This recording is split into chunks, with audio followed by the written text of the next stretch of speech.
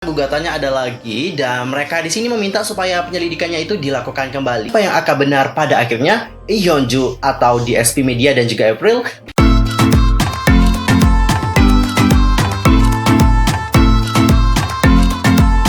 Annyeonghaseyo, Yusuf Kim Emida, welcome back to my YouTube channel. Yay! Nah, gimana sih kabarnya hari ini? Bebek aja dong ya. Dan buat kalian yang gak lagi bebek aja, yang lagi sedih, yang lagi galau, pokoknya ayo dong bangkit guys, jangan sedih lagi ya. Ayo tetap semangat, don't give up. Oke, untuk hari ini kita itu akan membahas tentang topik terhangat seputar dunia per-K-popan yang pastinya sangat sayang banget untuk kalian lewatkan. Nah, supaya kalian gak ketinggalan tentang update terbarunya, langsung yuk buruan subscribe, bunyi loncengnya, serta like, comment, and share ya. Tanpa basa-basi lagi, langsung aja yuk guys kita bahas bersama-sama. Oke Cinggu, untuk berita pertama kita akan mulai dulu ngebahas tentang berita yang mungkin agak kurang menyenangkan juga. Dan ini juga ngebuat para penggemar menjadi sedih sih, yaitu tentang berita dari ex-member dari BTOB yaitu Jong Il-hoon yang dihukum 2 tahun penjara dikarenakan membeli dan juga menggunakan obat-obatan terlarang aka ganja. Mantan anggota BTOB, Jong Il-hoon dijatuhi hukuman 2 tahun penjara dan didenda 133 juta Korea won dikarenakan membeli dan menggunakan ganja. Hakim senior pengadilan distrik pusat Seoul yang Chol Han memimpin hukuman pertama Jong Il-hoon sebelumnya pada tanggal 10 Juni waktu Korea Selatan dan menghukum Jong Il-hoon 2 tahun penjara karena kebiasaan penggunaan ganja. Jaksa sebelumnya menuntut 4 tahun penjara atas apa yang telah dilakukan. Yang Chol Han juga menganggap perlu untuk menangkap Jong Il-hoon di pengadilan karena dia percaya ada kemungkinan bahwa Jong Il-hoon akan melarikan diri. Jong Il-hoon diduga bekerja sama dengan 7 orang lain untuk membeli ganja senilai 133 juta Korea won selama rentang waktu 3 bulan antara Juli 2016 dan Januari tahun 2019. Dia juga telah dituduh menggunakan ganja sebanyak 161 kali dalam jangka waktu yang sama. Pengacaranya juga telah memohon keringanan hukuman selama persidangannya, menyatakan bahwa Jong Il-hoon mengalami masa sulit sebagai seorang idol. Penasehat hukum dari Jong Il-hoon mengungkapkan, terdakwa merenungkan secara mendalam tindakannya. Dia takut karena itu adalah percobaan dan penyelidikan pertama dalam hidupnya. Dia bekerja di industri hiburan di usia yang begitu muda dan dia mencoba menghilangkan stres dengan cara yang salah.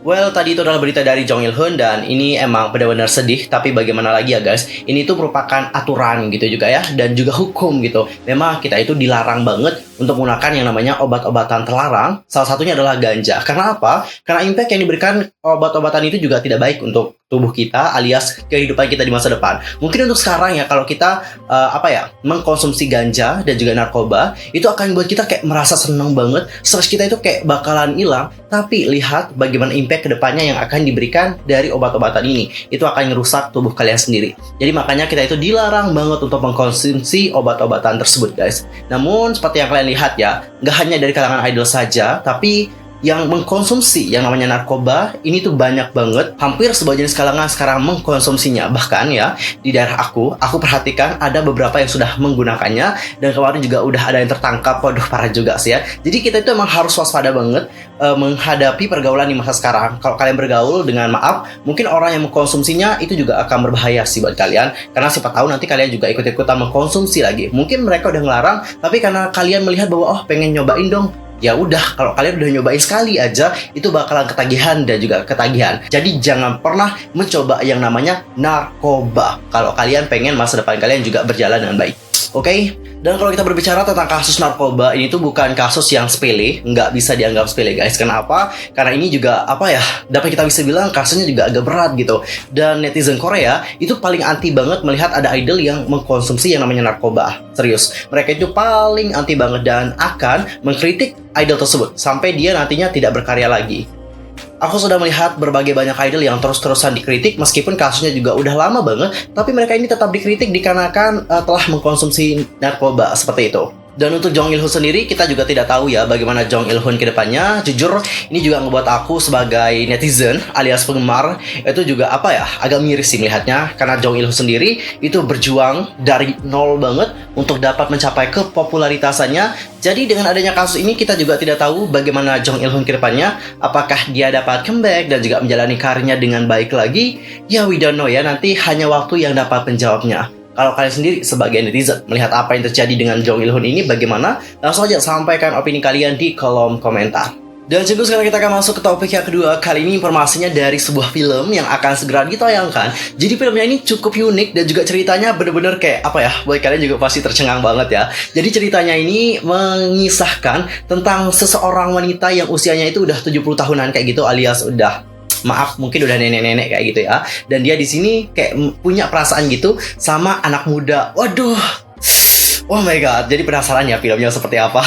Nah, single aktris Gu Dushim yang diketahui berusia 70 tahun dan lebih dikenal sebagai publik dengan sosok ibu yang penuh kasih sayang, karena ia juga sering memainkan peran sebagai seorang ibu nih guys dalam berbagai drama dan juga film. Namun dia ini akan menghadapi tantangan baru dan akan membintangi film romantis yang menunjukkan bagaimana cinta melampaui usia. Nah, film produksi Myeong Film ini menyatakan pada tanggal 8 Juni Gu Dushim menerima tantangan untuk mengambil bagian dalam kisah yang paling tidak biasa dan indah dalam karir aktingnya. Film Everglow akan dirilis pada tanggal 30 bulan ini.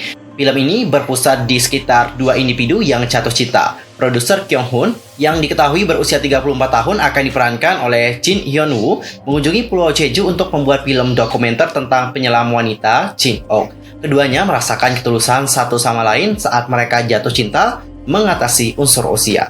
Film ini juga menarik perhatian karena perbedaan usia kedua aktor tersebut adalah 36 tahun. Terlepas dari perbedaan usia yang besar, film ini dipuji karena menangkap detail emosi di balik cinta antara seorang pria muda dan seorang wanita yang lebih tua. Film ini juga memungkinkan pemirsa untuk berpikir tentang arti sebenarnya dari cinta sejati yang melampaui prasangka perbedaan usia, perbedaan daerah, dan juga perbedaan pekerjaan. Aktris Gu Dushim mengatakan, tidak peduli berapa usia seseorang, mereka masih punya emosi dan juga perasaan. Saya berterima kasih kepada sutradara So Jun Moon karena mengizinkan karakter Jin Ok untuk mengatasi batas-batas prasangka perbedaan usia dan membiarkan dia untuk tetap setia pada perasaannya untuk menyambut momen bersinar dalam hidupnya. Waduh, jadi penasaran seperti apa filmnya karena ini tuh cukup unik banget guys, gila. Perbedaan usia mereka itu bener-bener kayak jauh banget gitu ya. Waduh, jadi penasaran banget dan pengen nonton sih. BTW si Jin Ok ini nanti punya anak nggak sih di dalam filmnya? Kalau punya anak berarti tantangannya juga besar ya untuk menyatu. Tapi jujur guys, aku penasaran banget jadi pengen nonton. Ya Allah, tanggal 30 kapan ya?